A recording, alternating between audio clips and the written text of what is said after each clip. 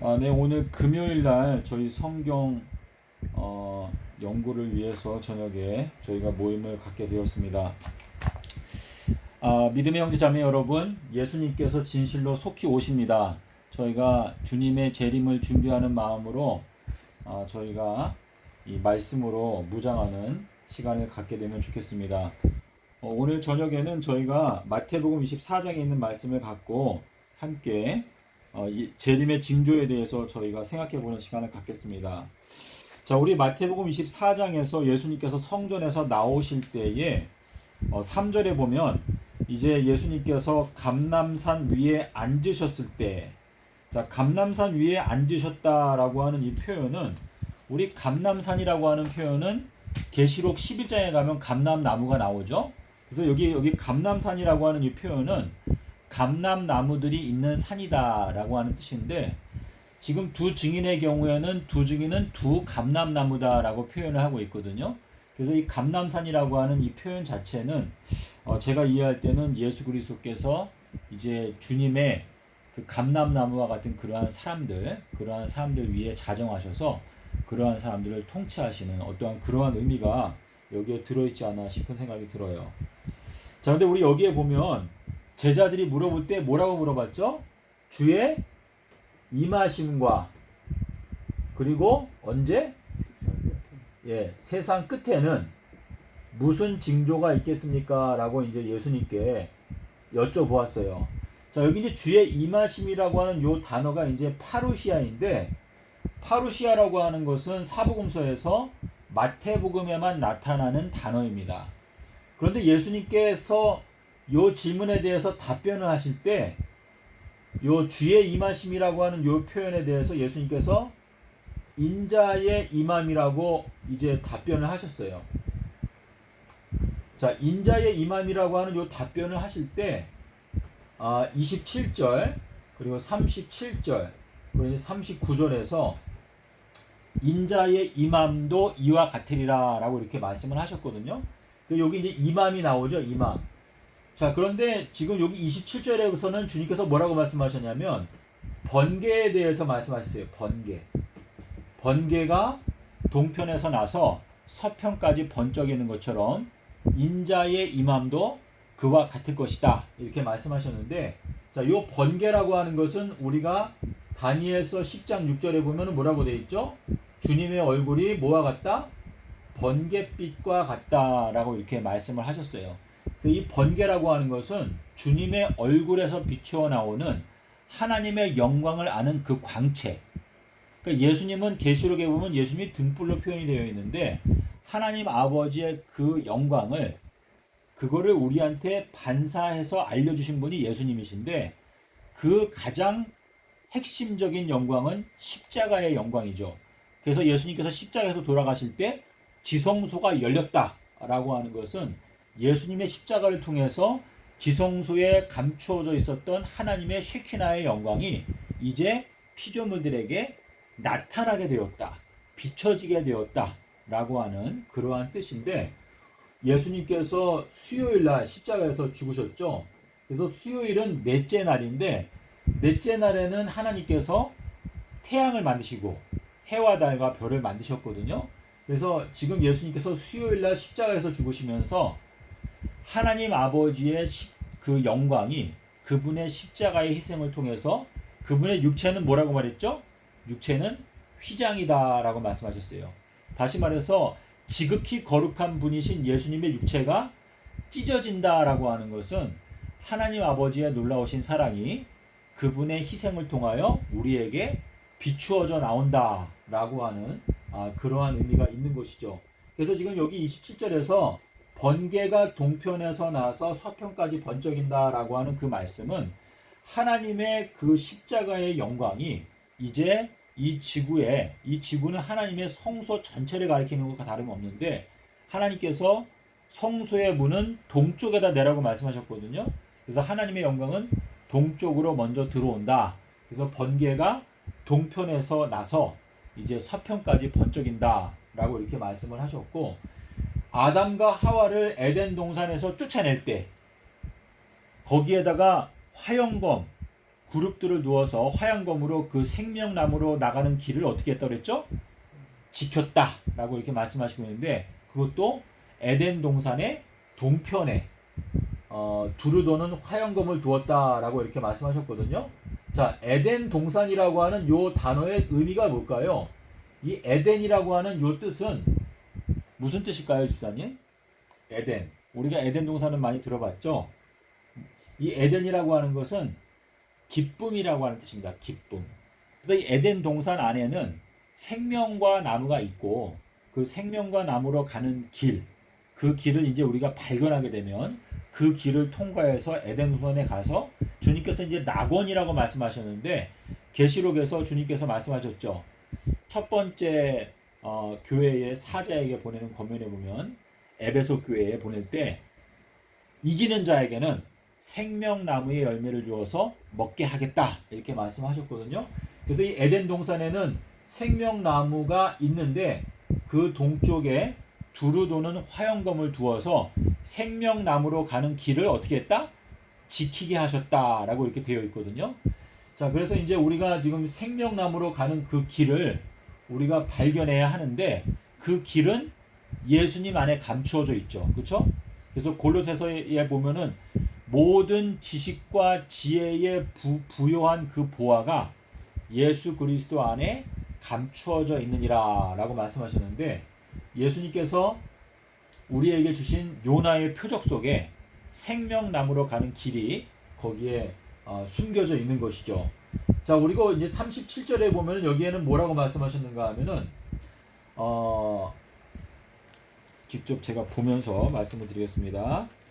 우리 24장 37절에 보면 노아의 날들과 같이, 여기에 노아의 뭐라고 그랬죠? 노아의 날들과 같이 인자의 무엇도 인자의 임함도 그와 같으리라 이렇게 말씀하셨어요. 자, 근데 요 내용을 풀어주는 성경 구절이 어디에 있는가 하면은 누가복음 17장 26절에 가면 여기에는 뭐라고 말했냐면, 노아의 날들과 마찬가지로 여기에는 인자의 날들도 그러할 거다 그랬어요. 인자의 날들. 자, 그래서 우리 누가복음 17장에 있는 말씀을 제가 가서 읽어드릴게요. 노아의 날들, 우리 여러분이 보는 성경에는 노아의 때라고 되어 있는데, 원어를 보면 노아의 날들에 된 것과 같이 인자의 날들에도 역시 그렇게 될 것이다 라고 말씀하시면서, 노아가 방주에 들어가던 날까지 사람들이 먹고 마시고 장가들고 시집가고 있더니 홍수가 나서 저희를 다 멸하였다 라고 이렇게 기록하고 있거든요.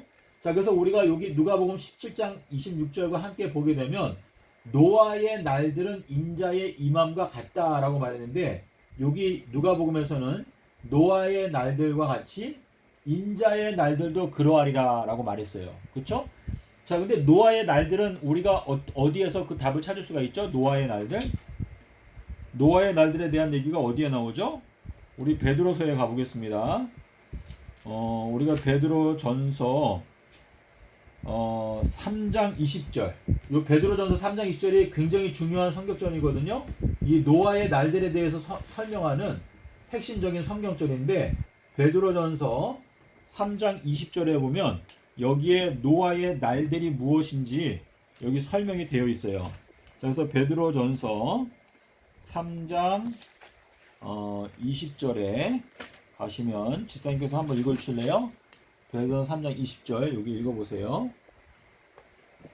그들은 전에 노아의 날 방주를 준비할 동안 하나님이 오래 참고 기다리실 때에 걱정하지 아니하던 자들이라. 예, 여기에 지금 집사님이 읽으셨는데 여기에 번역이 잘못됐는데 노아의 날들이에요.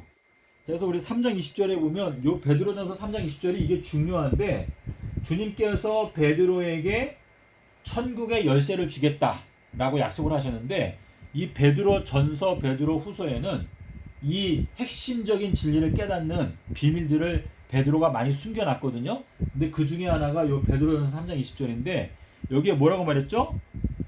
노아가 방주를 준비하는 날들 동안 하나님이 오래 참고 기다리실 때에 순종치 아니하던 자들이라. 자, 그래서 지금 여기 베드로는 3장 20절이 말하는 건 뭐냐면, 여기 마태복음 24장 37절과 누가복음 17장 26절에서 말하고 있는 노아의 날들, 이 노아의 날들이라고 하는 것은 노아가 방주를 건축하는 날들 동안을 말하는 것이거든요. 자, 그래서 방주가 건축되고 나서 노아가 어떻게 했죠? 방주에 들어갔어요. 그렇죠? 노아가 방주를 건축하는 그 기간이 노아의 날들이고, 그리고 노아가 방주에 들어가는 날이 바로 노아의 날들이 끝나는 날이다 라는 뜻이거든요. 그래서 방주에 이제 탔다, 방주에 탐. 자, 이게 방주에 탄 요 이야기는 창세기 7장 9절하고 10절, 그리고 이제 16절에 보면은 어떻게 돼 있죠? 노아가 방주에 들어가고, 그리고 7일 뒤에 홍수가 내렸는데, 그 홍수가 내린 날짜는 2월 17일이다 라고 되어 있어요. 2월 17일이다. 2월 17일이라고 되어 있는데, 우리 이제 안식일 교인들 같은 경우에는 화인여사의 글에 보면 좀 더 구체적으로 적혀 있거든요. 노아가 방주에 들어가게 될 때, 그때의 하늘에서 밝은 흰색 구름이 그 방주 주변을 돌면서 번개와 같은 그러한 밝은 빛을 이렇게 띠는 구름이 있을 때 문이 닫히고, 그리고 나서 7일 뒤에 홍수가 왔다라고 이제 기록을 하고 있거든요. 그래서 7일 동안에는 아무 일도 일어나지 않았다. 그래서 그 7일이라고 하는 기간은 방주 안에 있는 노아의 식구들과 노아를, 그들의 믿음을 시험하는 기간이었다라고 이렇게 설명을 하고 있거든요. 자, 그래서 우리가 알 수 있는 것은 주님께서 지금 마태복음 24장의 37절과 누가복음 17장 26절과 베드로전서 3장 20절 요 세 성경 구절이 중요한데요. 그 중에 하나 더 중요한 건 뭐냐면 누가복음 17장 22절에 있는 말씀을 여러분께서 이해하시게 되면, 여기에서 뭐라고 말했죠? 날들이 올 건데, 앞으로 날들이 올 건데, 언제가 온다? 너희가 인자의 날들 중에서 하루를 보고자 소망할지라도 그 날을 보지 못하게 되는 때가, 날들이 올 것이다 라고 말했어요. 자, 그러니까 우리가 알 수 있는 건 뭐냐면, 재림전 7년이 있습니다. 7년. 자, 요 7년이라고 하는 기간이 있는데, 요 7년이 시작되는 요 시작 부분에서 인자의 날들이 끝난다 라고 하는 것을 지금 베드로전서 3장 20절, 누가복음 17장 22절, 26절, 그리고 마태복음 24장 37절 요 네 가지 성경절로 이게 설명이 되거든요. 그래서 주님께서 말씀하시는 건 뭐냐면, 앞으로 날들이 올 건데 너희가 인자의 날들 중에서 하루를 보고자 할지라도 그 하루를 보지 못하게 되는 날들이 올 것이다 라고 말씀하셨어요. 자, 그래서 이 기간 동안에 주님께서 뭐라고 말씀하셨냐면, 너희가 그리스도가 광야에 있다, 그래서 나가지 말고 가지 말라, 이렇게 이제 말씀을 하셨거든요. 자, 그리고 이제 우리 39절에 가면은, 여기 39절에 보면은 뭐라고 말씀하셨는가 하면, 이제 홍수에 대해서 말씀을 하시면서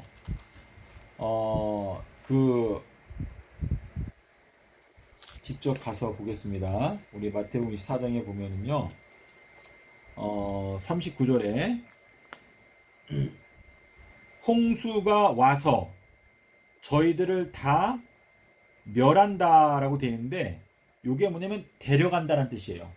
홍수가 와서 그 악한 자들을 다 데려갈 때까지 깨닫지 못하였으니 인자의 임함도 이와 같으리라 라고 이렇게 말씀하셨습니다. 그래서 우리가 성경에 보면은 이 문을 닫는다라고 하는 표현이 어디에 나오죠? 문을 닫는다? 문을 닫는다는 얘기가 사복음서에서 몇 군데 나오는데, 열처녀의 비유에 보면 어떻게 돼 있죠? 밤중에 신랑이 온다라는 소리가 들렸을 때 이 열처녀가 다 깨어났어요. 근데 5명의 미련한 처녀들은 기름이 부족하니까 그 기름을 사러 시장에 갔죠. 자, 시장에 갔는데 그때에 신랑이 왔어요. 그러니까 어떻게 됐죠? 준비되었던 사람들, 예비했던 사람들은 신랑과 함께 혼인에 들어가고 어떻게 되었다? 문은 닫혔다라고 이제 기록하고 있어요. 그리고 이제 누가복음 13장에 가면은 집주인이 한 번 일어나서 문을 닫게 되면 너희들은 그 문 바깥에서 문을 두드리면서 주인님 열어주십시오. 나는 너희들을 도무니 알지 못한다. 그러면 바깥에서 슬피 울면서 이를 갈게 될 것이다. 라고 이렇게 말씀하셨거든요. 방금 전에 말씀드린 대로 마태복음 25장에서 5명의 지혜로운 처녀들은 그 사람들의 특징이 뭐였어요? 예비하였다. 예비. 준비하였다. 이 사람들은 무엇을 준비했죠? 여분의 기름을 준비하였다. 라고 말하고 있는데 이 기름이라고 하는 것이 뜻하는 것은 성령의 은혜. 성령의 은혜를 마음 가운데 항상 준비하고 있었다.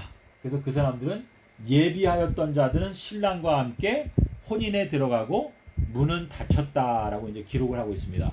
그래서 이 문이 닫힌다. 자, 이 닫힌다라고 하는 히브리어 단어가 뭐죠? 히브리어다. 요 히브리어는 사가르라고 하는 단어인데 사가르라고 하는 요 단어가 뜻이 뭐냐면 닫힌다라고 하는 동사인데 요게 형용사로는 순결이에요. 순결하다.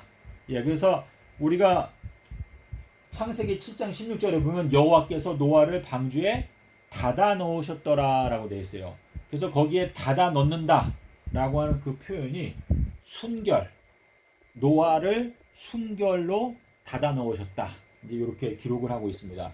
그래서 우리가 이 마지막 때 주님의 은혜의 방주 가운데 들어가기 위해서는 우리의 마음이 어때야 된다? 비둘기와 같이 순결하라. 그래서 주님께서 뱀과 같이 지혜롭고 비둘기와 같이 순결하라 라고 하는 말씀을 하실 때 거기에 해당되는 핵심 진리가 뭐죠? 요나의 표적. 그렇죠? 요나의 표적을 말씀하실 때 나는 요나보다도 더 큰 자다. 그건 뭐예요? 요나가 비둘기니까 나는 요나의 순결성보다 더 순결한 자다. 나는 솔로몬보다 더 큰 자다. 그건 뭐죠? 나는 솔로몬보다 더 지혜로운 자다라는 것을 말씀을 하신 것인데 주님께서 저희들에게 요구하시는 것은 두 가지죠. 너희들은 지혜롭고 그리고 순결하라. 그래서 이 두 가지가 우리가 하나님의 은혜의 방주에 들어가게 되는 가장 핵심적인 덕목이라는 것을 저희가 알 수가 있습니다. 자, 그래서 제가 지금 주님의 임하심에 대해서 말씀을 드렸는데 지금 주님의 임하심에 대해서 여쭤보았을 때 예수님께서 대답하실 때 인자의 임함이라고 해서 세 가지로 말씀을 하셨어요. 그래서 우리가 알 수 있는 것은 인자의 임함은요 2023년도 3월 23일 날 끝난다라고 하는 뜻입니다. 물론 제자들이 주의 임하심이라고 물어봤는데 주님께서는 이 주의 임하심에 대해서 구체적으로 말씀을 더 안 하셨고 대신에 인자의 임함을 말씀하셨어요. 그래서 인자의 임함은 인자의 날들인데 이 인자의 날들은 누가복음 17장에서 말한 대로 이제 인자의 날들이 먼저 끝이 나고 그 다음에 7년 동안의 풀무불의 기간이 오게 된다라는 것을 예수님께서 말씀을 하셨습니다. 자, 이 세상 끝이다라고 하는 것은 요거는 어디에 나오죠? 히브리서 9장 26절에 보면 예수님께서 죄를 없이 하기 위해서 세상 끝에 나타나셨다라고 기록하고 있어요. 그러니까 예수님께서 이 세상에 오셨던 초림, 그 십자가 사건, 그것도 이제 세상 끝이다라고 말씀하셨는데 이 세상 끝이라고 하는 것은 마태복음 몇 장에서 말씀하셨죠? 마태복음 13장에서 예수님께서 말씀하셨어요. 그래서 예수님께서 승천하시기 전에 뭐라고 말했죠? 내가 세상 끝까지 너희와 어떻게 하겠다? 함께 하겠다 라고 말씀하셨는데 이 세상 끝이라고 하는 것을 예수님께서 구체적으로 설명하신 것은 마태복음 13장 39절과 42절에서 예수님께서 뭐라고 말씀하셨죠? 추수 때는 뭐라고 말했죠?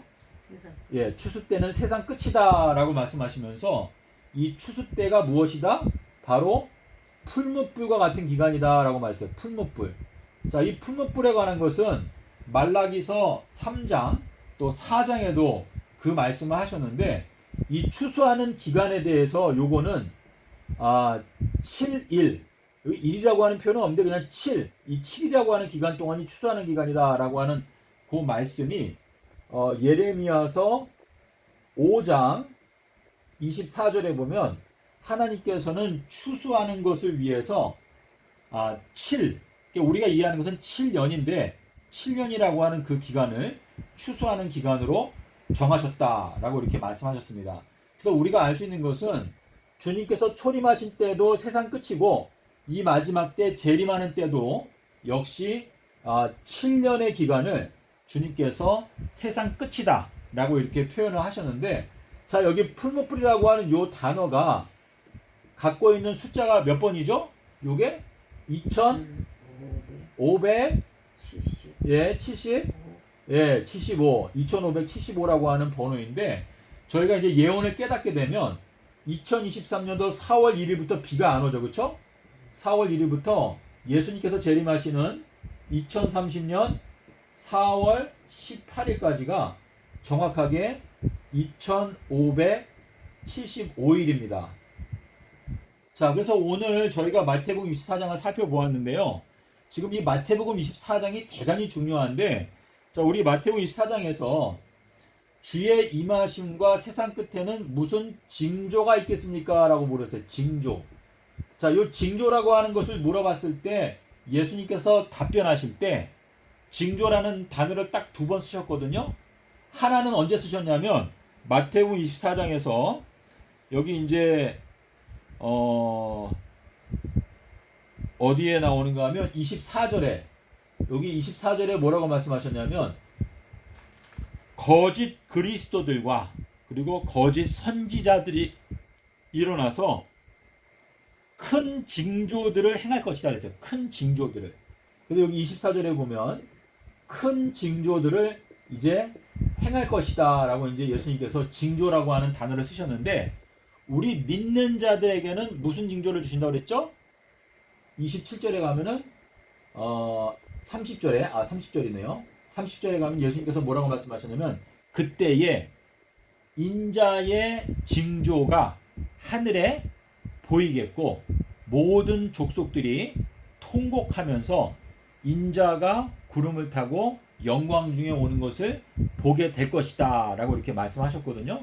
그래서 지금 이 주님께 물어볼 때 주님의 임하심과 세상 끝에 무슨 징조가 있겠습니까? 라고 물어봤을 때 24장에서 하나는 이제 거짓 선지자들과 거짓 그리스도들이 일어나서 여러 가지 큰 징조들을 행할 것이다 라고 말씀하시면서 이제 이 마지막 때에 하늘이라고 하는 것은 하나님을 믿는 자들의 눈에 이제 인자의 징조가 보이게 될 것이다 라고 하는 걸 말씀하셨는데, 주님께서 말씀하시는 인자의 징조라고 하는 것은 바로 요나의 징조를 말하는 것입니다.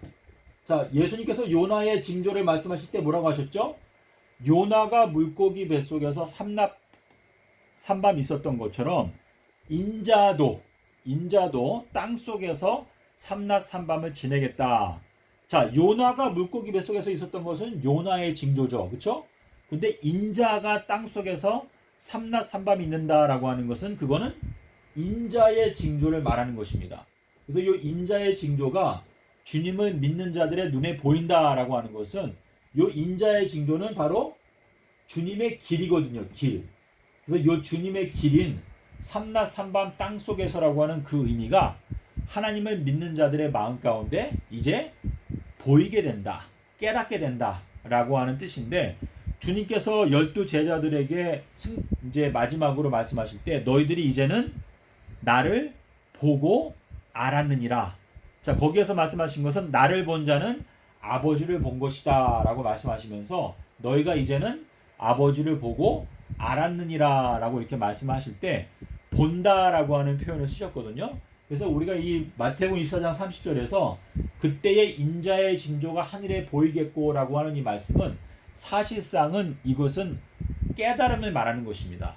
그래서 하나님을 믿는 자들의 마음 가운데 인자의 징조가 보인다.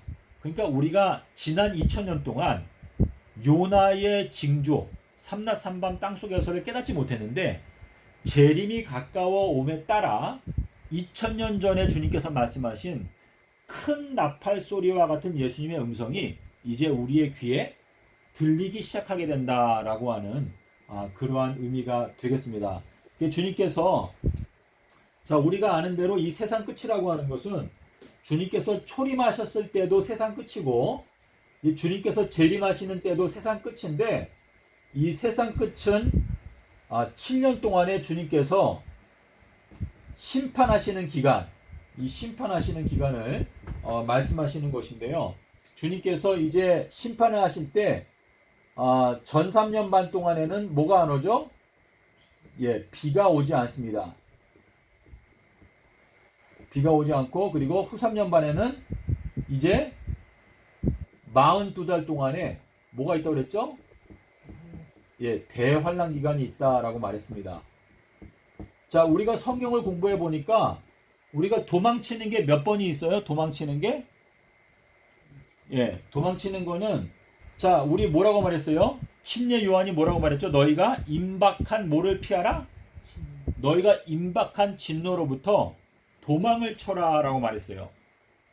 자, 침례 요한은 예수님이 공생애를 시작하시기 전에 외치기를 너희가 임박한 진노에서 빨리 도망을 쳐라라고 말했는데 우리가 마태복음 24장을 읽어보니까 뭐라고 말씀하셨죠?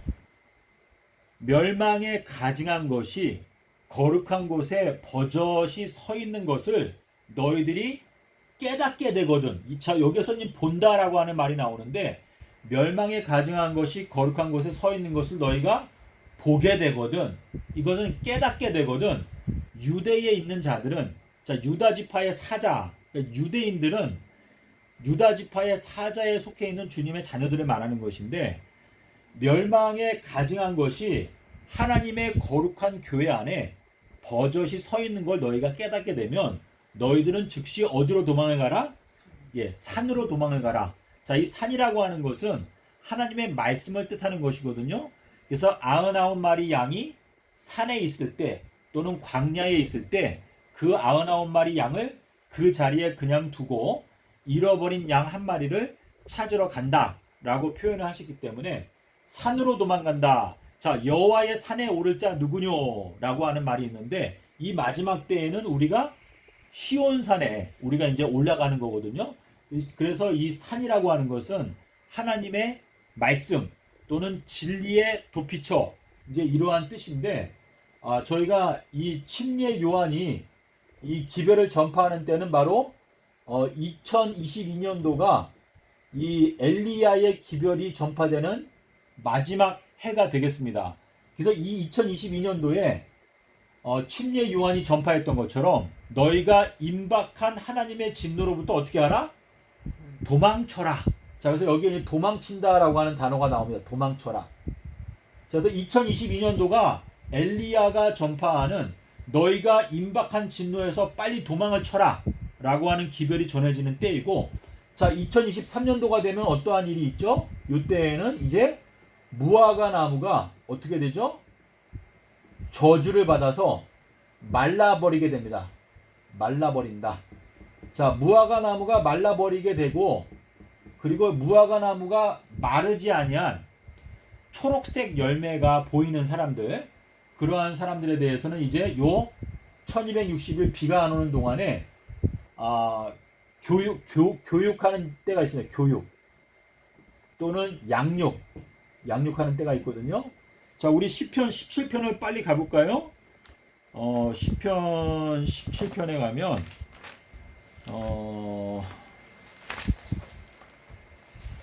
제가 기억이 정확하다면 16편 시편 16편 7절 말씀을 지사님께서 한번 읽어봐 주실래요? 시편 16편 7절 시편 16편 7절 나를 훈계하시며 여호와를 송축하시라. 예. 밤마다 내 양심이 나를 교훈하리라. 예. 자, 우리 시편 16편 7절을요. 제가 이거 자세하게 보니까 우리가 지금까지 생각했던 거랑은 조금 다른데 여기 요거를 정확하게 번역을 하면 이렇게 되어 있어요. 나에게 여호와의 모략을 알게 하신 하나님을 송축할지어다. 자, 모략이 뭐예요? 모략. 자, 모략이라고 하는 것은 하나님의 계획. 하나님의 그분의 그 비밀스러운 계획을 말하는 것인데, 자, 이 모략이라고 하는 것에 레위기서 3장 9절에 보면 뭐라고 되어 있죠? 여기에는 척추뼈라고 되어 있어요. 척추뼈. 자, 이 척추뼈라고 하는 것은 우리 인간의 몸을 지탱하는 가장 핵심이 되는 뼈대를 말하는 것입니다.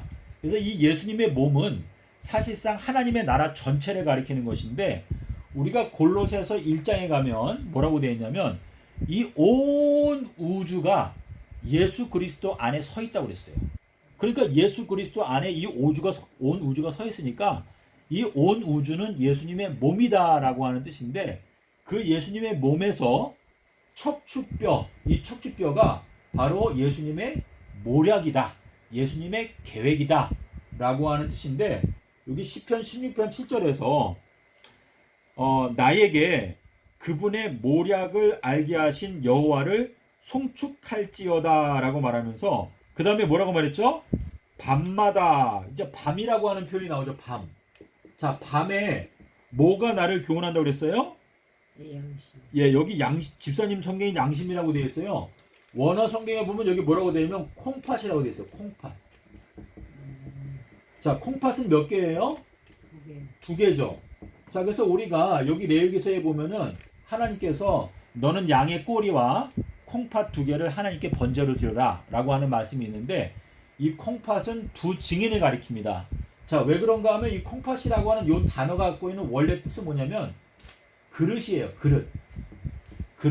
그래서 예수님께서 성전을 정결케 하실 때, 성전을 정결케 하신 다음에 어떻게 했죠?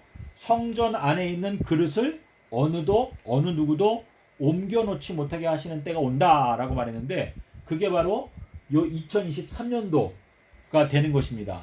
자, 그래서 지금 여기에 보면 시편 16편 7절에서 말씀하시는 게, 여호와께서 그분의 모략을 나에게 깨닫게 하셨는데 그것으로 인하여 내가 하나님을 송축합니다.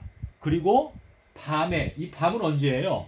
지금 주님께서 재림하시기 전 7년 동안을 지금 밤이라고 표현하고 있거든요. 그래서 이 밤에 두 증인이 이제 나를 교훈한다, 양육한다. 밤이 오게 되면 이제 그 두 콩팥, 두 증인, 독수리의 두 날개를 받아서 광야 자기 곳으로 날아가서 1260일 동안 어떻게 한다? 양육을 받는다라고 되어 있어요. 자, 양육을 받는다라고 하는 히브리어 단어를 우리가 보게 되면 히브리어 단어가 2가지가 있는데, 하나는 아멘이에요. 아멘. 자, 에스더를 누가 양육했죠? 에스더는 모르드게가 양육했는데, 에스더 2장에 보면 모르드게가 에스더를 양육했다라고 하는 표현에서 아멘이라고 하는 표현이 나옵니다. 그래서 이 에스더는 예수님을 가리키거든요.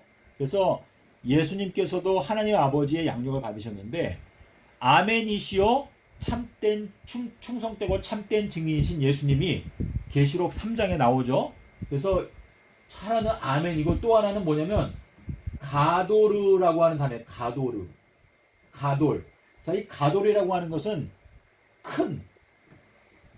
큰이라고 하는 뜻인데, 사람을 잘 먹여가지고 키가 크게 장성하게 만드는 것이 바로 양육한다라고 하는 의미가 여기에 들어 있습니다. 예, 그래서 지금 주님께서 이 마지막 때 저희들을 인도하시는 길, 계획표, 요 계획표가 이렇게 되는데, 자, 2022년도에는 22년도까지는 우리가 죄 용서를 받게 하는 무슨 침례를 받아야 되죠? 예, 물침례를 받아야 합니다. 물침례.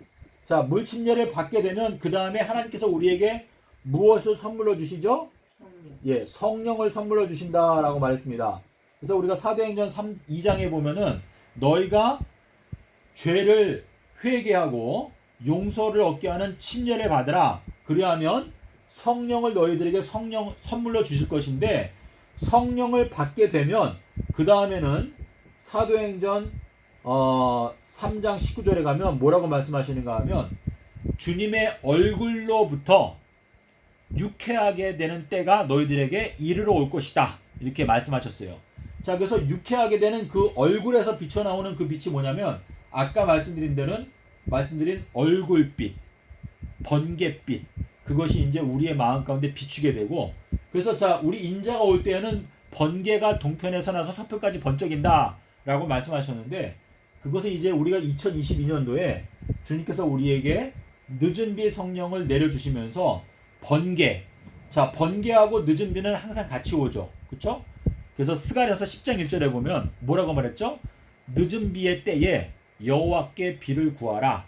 그분은 번개를 내시는 분인데 그분이 너희들에게 소낙비를 내려주실 것이다 라고 표현한 거 보면, 지금 스가랴서 10장 1절의 말씀을 보게 되면은요, 늦은 비의 특성은 번개와 함께 와요. 예, 그래서 주님께서 우리에게 늦은 비를 비춰주시고, 그리고 이제 이 1260일 동안 우리가 양육을 받고, 요 양육 받게 되는 요 끝에 가서 우리가 오순절 때 12 제자들 120명 문도들이 오순절 때 성령을 받았던 것처럼 이때에 우리가 성령의 불을 받게 되고, 그리고 나서 여기는 뭐죠? 우리가 이제 마지막으로 예수님께서 걸어가신 피의 침례를 받게 되는 것입니다. 그래서 예수님께서 뭐라고 말씀하셨죠? 아무든지 나를 따라오려거든 어떻게 하라? 자기의 십자가를 지고 그리고 자기를 부인하고 그리고 나를 쫓아와라 라고 말씀하시면서, 너희가 나를 섬기려면 어떻게 하라? 나를 따르라 그랬어요. 자, 예수님을 섬기는 것은 굉장히 좋은 특권인데, 예수님을 섬기기를 원한다면 예수님이 걸어가신 길을 너희가 따라와라 라고 말씀하시는 것인데, 주님이 걸어가신 그 길은 물침례를 받고, 자, 물침례를 받지 아니하면 예수님께서 뭐라고 말씀하셨죠? 결단코 하나님의 나라에 들어갈 수가 없다 라고 말씀하셨습니다. 그래서 니고데모에게, 자, 니고데모의 뜻이 뭐예요? 니고데모. 자, 니고데모에서 요 니고라고 하는 게 이게 이긴다라고 하는 뜻이거든요. 이긴다. 이게 니카오 하게 되면은 이기는 자라고 하는 그 단어에 나오는 건데, 계시록 6장 2절에 보면은 뭐라고 나오냐면 나가서 이기고 또 이기고자 하더라. 이게 니고데모라고 하는 것은 백성 중에서 이긴 자라고 하는 뜻인데, 니고데모가 예수님을 언제 찾아왔어요? 캄캄한 밤에 찾아왔었죠. 그래서 이것은 영적으로 이 세상이 캄캄한 밤에 있을 때 이기는 자가 되기 위해서 니고데모라고 하는 이 사람은 예수님을 찾아와서 이기게 되는 비결을 배웠는데, 그게 뭐냐면 요한복음 3장 5절에서 사람이 물과 성령으로 나지 아니하면 하나님의 나라에 들어갈 수가 없다. 그러니까 이 세상에 기독교인들이 지금 25억 정도가 있다고 하는데, 주님의 말씀대로 물침례를 받지 아니하면 결단코 하나님의 나라에 들어갈 수가 없다라고 하는 뜻이거든요. 그래서 누가복음 7장 29절에 보면 뭐라고 말했어요? 백성들은 침례 요한의 그 침례를 받고 예수님의 말씀이 의롭다라고 고백을 하였는데, 율법사들과 서기관들은 예수님의 침례 요한의 그 침례를 받지 아니하므로 하나님의 뜻을 저버렸다라고 말했습니다. 그래서 예수님께서 걸어가시는 그 길은요, 물 침례를 받고 그 다음에 성령 침례를 받고 그 다음에 피의 침례를 받으셨는데, 요 피의 침례가 마가복음 10장 38절에서 뭐라고 말씀하셨죠? 요한과 야고보에게 너희가 내가 받으려고 하는 침례를 받을 수 있겠니? 라고 이렇게 물어봤어요. 내가 마시는 잔을 너희가 마실 수 있겠니? 이렇게 물어보셨거든요. 주님께서는 우리들에게 우리가 걸어가야 되는 과정을 설명하시고, 이것이 생명의 길이거든요. 물 침례, 성령 침례, 피의 침례를 받게 되면 저희들은 영생에 들어가게 되는 거예요. 그래서 이것이 생명 길인데, 이 과정을 우리가 다 통과하기 위해서 예수님의 생애를 자세하게 살피게 되니까 우리가 이제 각각의 시점마다 주님께서 나를 지금은 요 단계를 인도하시는구나 하는 걸 우리가 알 수 있기 때문에, 주님의 인도하심을 각 단계마다 다 따라가서 우리가 영생에 들어가게 되는 것이 바로 2030년 4월 18일이다 라고 이렇게 말씀을 하셨거든요. 자, 근데 주님께서 말씀하시기를 계시록 14장 13절에서 뭐라고 말했죠? 지금부터 주님 안에서 죽는 자들은 복이 있다라고 하는 말씀하셨어요. 자, 그래서 예수님께서 말씀하시는 지금이라고 하는 것은 2026년도를 말합니다. 자, 2026년도에 짐승의 표가 세워지는데, 짐승의 표에 환란이 오게 되면 그때부터는 이제 하나님의 백성들은 완전히 인침을 받았기 때문에, 너희들은 영생을 얻기로 결정이 되었기 때문에 그때부터는 주 안에서 죽는 자들은 이제 복이 있다. 지금 이후로 주님 안에서 죽는 자들은 복이 있는데 이는 그들이 자기의 수고를 그치고 어떻게 한다? 쉰다라고 이렇게 말씀하셨습니다. 그래서 다니엘에게도 주님께서 너는 너의 길을 가라. 너가 쉬다가 말일에 너의 유업을 누리게 될 것이다. 이렇게 말씀하셨는데 지금 2026년도가 되면 주님의 구원 얻게 되는 자녀들에 대해서는 주님께서 인을 치신다라고 이렇게 말씀을 하시고 있거든요. 자, 근데 요거는 이제 이방인들에게는 해당이 되지 않고 이방인들의 경우에는 요 42달이라고 하는 요 기간이 있잖아요. 요 42달 기간 동안에 이방인들에 대해서 하나님께서 심판을 하신다라고 하는 것을 말씀을 하셨습니다. 여기서 오늘은 저희가 마태복음 24장에 나타나 있는 재림의 징조에 대해서 여러분께 말씀을 드렸는데요. 여러분께서 마태복음 24장 그리고 마가복음 13장 또 누가복음 17장 누가복음 21장 요게 이제 재림의 징조에 관한 것인데 요 말씀을 저희가 자세하게 보게 되면 바로 지금이 저희가 도망쳐야 하는 때다라고 하는 뜻인데 우리가 도망가지 아니하면 어떻게 되죠? 잡혀요. 그렇죠? 예. 그래서 우리 유다서에도 보면 뭐라고 말했죠? 자기의 지위를 지키지 아니한 천사들을 어떻게 했다고 그랬어요? 심판의 날까지 어떻게 하였다? 흑암 가운데 가두어 두셨다라고 말씀하시고 있거든요.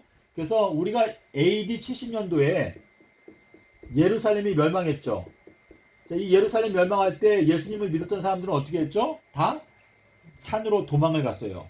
자, 그래서 지금 주님께서 우리에게 하시는 말씀은 뭐냐면 너희들이 하나님의 말씀과 비교해 봤을 때 교회 안에 멸망에 가증한 교리들이 서 있는 걸 보게 되면 너희들은 그 오류를 버리고 빨리 진리의 말씀으로 도망을 쳐라 라고 하는 것이 지금 현재 전파가 되는 기별이고 자 2023년도가 오게 되면 이때는 왜 도망치죠? 이때는 뭐라 그랬어요? 우리 계시록 12장 우리 6절에 보게 되면 뭐라고 말했어요? 용이 누구를 핍박한다 그랬어요? 용이 여자를 핍박한다 그랬어요.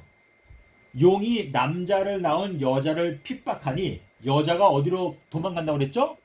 예, 광야로 도망을 간다라고 말했어요. 자, 그래서 첫 번째는 임박한 진노에서 도망을 치고 두 번째는 이제 용이 이제 하나님의 백성들을 핍박하기 시작하기 때문에 광야 하나님의 말씀으로 이제 도망을 쳐야 한다라고 하는 것이 계시록 12장 6절에 나오고 자, 그 다음에는 이제 여기는 짐승의 표의 환란이 2026년도에 짐승의 표의 환란이 오거든요. 근데 이때는 성도들이 그 짐승의 표의 환란으로부터 도망을 치는데 자, 우리가 다니엘서 12장 7절에 보면 뭐라고 말했어요?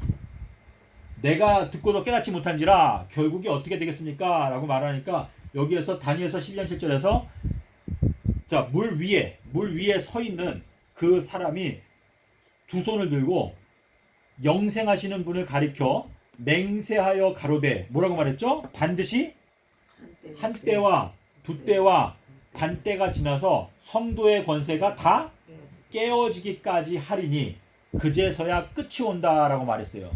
자, 그래서 지금 우리가 알 수 있는 건 뭐냐면 2026년도부터는 짐승의 표의 환란이 오는데 그때부터는 성도들이 도망을 치고 뭐 산과 동굴과 또 사막과 여러 곳에서 숨어서 지내야 하는데 많은 성도들이 이 짐승에게 잡혀서 목배임을 당하거나 순교를 당하게 된다라는 것을 저희가 알 수가 있는데 계시록 6장에 가면 뭐라고 말했죠?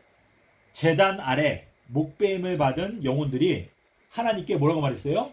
언제까지 우리의 피를 신원하여 주지 아니하실 겁니까? 라고 여쭤보니까 뭐라고 말했죠? 잠깐 기다려라. 너희 동물 종들도 너희들과 같이 죽임을 당할 때까지 너희들이 잠깐 기다려라 라고 이렇게 말씀을 하시는 내용이 나옵니다. 그래서 우리가 알 수 있는 것은 지금 우리가 도망치는 것은 지금은 핍박이 없죠. 거의. 물론 다른 나라의 기독교인들에 대한 핍박이 심한 데가 있긴 한데 지금 현재는 우리가 임박한 진노에서 도망쳐라. 그리고 2023년도가 되면 용의 핍박으로부터 도망쳐라. 그리고 2026년도가 되면 이제 짐승의 표의 환란으로부터 도망을 쳐라 라고 하는 3단계로 우리가 도망을 쳐야 한다라는 것을 알 수가 있는데 우리가 평안하고 안전할 때 진리의 말씀으로 도망칠 마음이 없다면 그 사람은 2023년도에는 방주의 문이 닫히기 때문에 결국은 우리가 기회 자체가 잃어버린 바 된다라고 하는 뜻이 되겠습니다.